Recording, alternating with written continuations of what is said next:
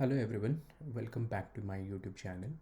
Uh, in this video, actually, I'm not gonna cover any actual kind of a implementation or coding related topic in Python, but many a times what the requirement is that we need to install some kind of basically packages uh, from the external third party application. Like, we simply call it as if we wanted to configure third party application or third party libraries into our IDE. That's gonna, lots of time developers face some challenges in terms of how we can configure those. So I'm just going to cover or give you a walkthrough on how we can configure third party packages into your Pycharm IDE. Okay, so for that, you just open the Pycharm IDE as you are seeing on the screen, and just go to this Pycharm and go to then settings. In the settings, you'll be able to see this project option, and if you expand this project option, then you'll be able to see this Python interpreter, and in this you'll be able to see all the packages that are currently installed as a part of this project. So currently we are into this project python underscore tutorial underscore 1, and in this particular project, under the Python interpreter, there are three external packages we have configured. One is pip, and most of the time these are the default packages that you will get. Now say we wanted to install a third party package called as PySpark. Let's say we wanted to do some you know Spark programming, and for that but obvious package that you would need is PySpark. So what you do is you come to this Python interpreter, click on this plus option, and type whichever third party package that you want to install. So all the PySpark related packages that are available to download and install into your IDE, the list of those packages will come here, but we are just interested into the core PySpark package. So I'll just select that, and here it will take the by default latest version, which is stable from this authorized Spark website, right? But if you are more onto that, you wanted to install some specific version, if you are looking for some specific version, then make sure we are clicking this specify version option, and then you will select whichever version you are interested in.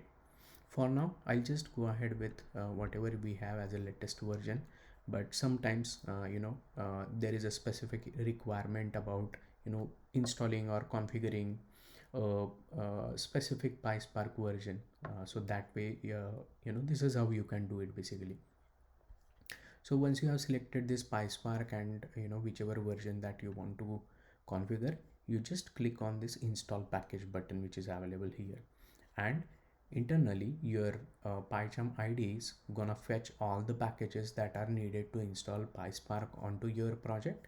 We'll do that, and once it is finished, it will give you a message saying that PySpark package is installed successfully onto your machine.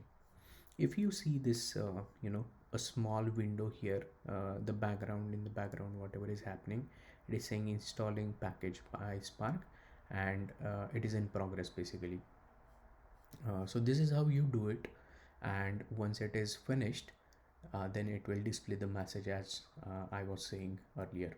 Okay, so let's wait till the time it installs the PySpark package. We'll wait for at least couple of it will take couple of minutes basically. So let's wait for that.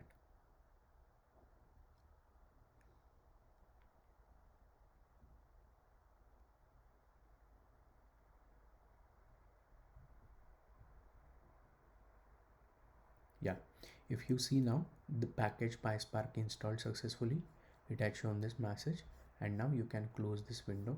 Just click OK here, and now if you can see here, these two packages are installed. This py4j is a part of this PySpark, which your IDE installs and configures automatically without even asking you, but probably there would be some internal dependency in between these two packages, and that's the reason it must have installed it.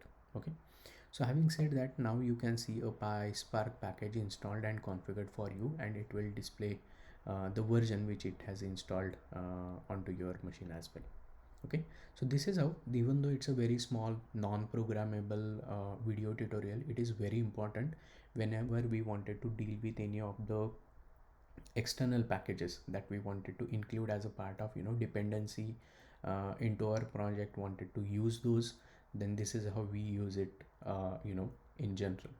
So now PySpark package is available for use into our project, and we'll be able to use it in whichever way we want. So that's it for this video. Thanks everyone for watching this, and I'll see you in the next one. Thank you.